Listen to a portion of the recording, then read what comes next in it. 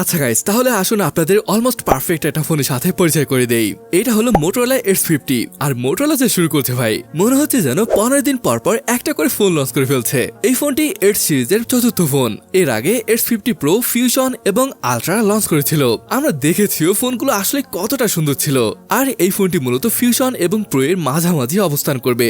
এর ক্যামেরায় যেমন ইমপ্রুভমেন্ট আনা হয়েছে, তেমনি এটার ডিউরেবিলিটি ছিল মিলিটারি গ্রেডের। যাই হোক, এগুলো আমরা সামনে জানতে পারবো। তাছাড়া এটা প্রাইস, ক্যামেরা, পারফরমেন্স সম্পর্কেও ডিটেইলে জানা যাবে। তাহলে চলুন শুরু করি আজকের ভিডিওটি। ডিজাইন এড সিরিজের অন্যান্য ফোনের মতনই দেখতে, আর মোটরোলার ফোন মানেই এক্সেলেন্ট ইনহ্যান্ড ফিল পাওয়া যাবে ফোনটি থেকে। ফ্রেমটি মেটালের, পাতলা ফোন এবং কার্ভ ডিসপ্লে, দেখতে সত্যি ভালোই লাগছে। ফোনটি 3টি দারুণ কালার অপশনে লঞ্চ হয়েছে।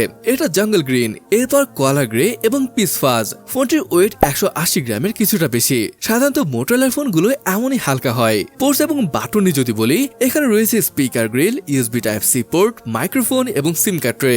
লেফট হ্যান্ড সাইডে কিছুই নেই, তবে হ্যাঁ, মেটাল হয় অ্যান্টেনা লাইন দেখতে পাবেন। উপরে noise cancelling mic, right hand সাইডে রয়েছে ভলিউম রকার এবং পাওয়ার বাটন, এবং এর নিচে আরো একটি মাইক্রোফোন রয়েছে। মোটামুটি 3টি মাইক্রোফোন রয়েছে ফোনটিতে, যেটা বেশ দারুণ ব্যাপার। আর এখানে এসডি কার্ড ব্যবহার করা যাচ্ছে না, কারণ 2টা ন্যানো সিম কার্ড ব্যবহার করতে পারবেন। তাছাড়া এই ফোনটি military grade STD 810H certified, মানে ফোনটি বেশ শক্তিশালীও বটে। ফোনটিতে ব্যবহার করা হয়েছে 6.7 ইঞ্চির 1.5K রেজলিউশন যুক্ত POLED ডিসপ্লে কার্ভ হয়, সাইডের বেজল তো নেই বললেই চলে। তাছাড়া উপরে বেজল বেশ পাতলা, চিনও খুবই পাতলা, যার কারণে 93% এর উপরে average screen to body ratio পাওয়া যাচ্ছিল।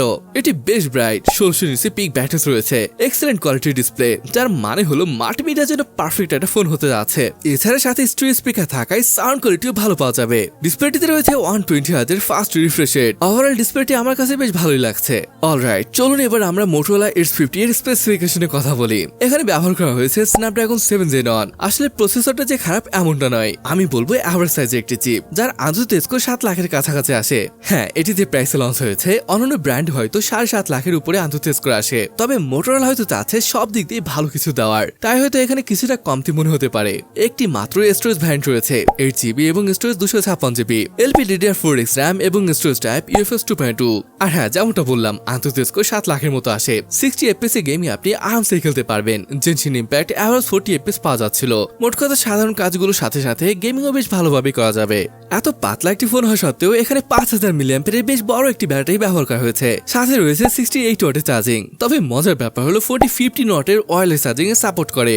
ওএস নিয়ে বললে এখানে রয়েছে হ্যালো UI, যেখানে অনেক নতুন ফিচার্স যুক্ত হয়েছে। অ্যান্ড্রয়েড ভার্সন 14 রয়েছে, 2 বছরের মেজর আপডেট, সাথে পাচ্ছেন 3 বছরের সিকিউরিটি আপডেট। থার্ড পার্টি অ্যাপও খুব একটা নেই। কানেক্টিভিটি নিয়ে যদি বলি, 5G, 4G, 4T, Wi-Fi 6E, Bluetooth 5.2 সহ NFC রয়েছে। সেন্সরের সবই রয়েছে, ইন ডিসপ্লে ফিঙ্গারপ্রিন্ট সেন্সর, সাথে রয়েছে ফেস আনলক, আর এগুলো কাজ করে দারুণ ভাবে।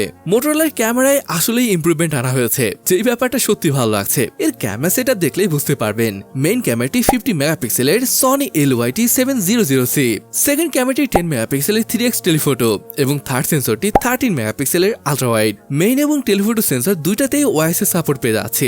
আর ফোনটির ক্যামেরা কোয়ালিটি, বিশেষ করে 3x অপটিক্যাল জুম থাকায় পোর্ট্রেট ছবিগুলো দুর্দান্ত ক্যাপচার করতে পারবেন। যদি সেলফি নিয়ে কথা বলি, এখানে 32 মেগাপিক্সেলের একটি সেন্সর ব্যবহার করা হয়েছে। ভিডিওগ্রাফি নিয়ে বললে, ফ্রন্ট এবং ব্যাক দুই সাইড দিয়ে 4K 30 FPS শুট করতে পারবেন। তাহলে আসুন ফোনটির ক্যামেরা আসলে কেমন ফটো ক্যাপচার করতে পারে দেখে আসি।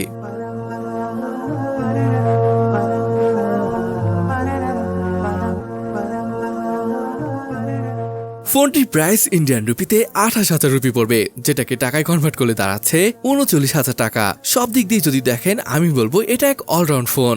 IP68 rating, military grade certification. এটা ডিজাইন, ক্যামেরা, এমনকি পারফরমেন্সে খুব একটা খারাপ লাগেনি। সব মিলিয়ে বেশ ভালো লেগেছে এই ফোনটিকে। তাহলে বন্ধুরা, কেমন লাগলো ফোনটি তা কমেন্ট করে জানাতে পারেন। তাহলে আজকের ভিডিওটি এখানে শেষ করছি, দেখা হবে পরের কোনো ভিডিওতে।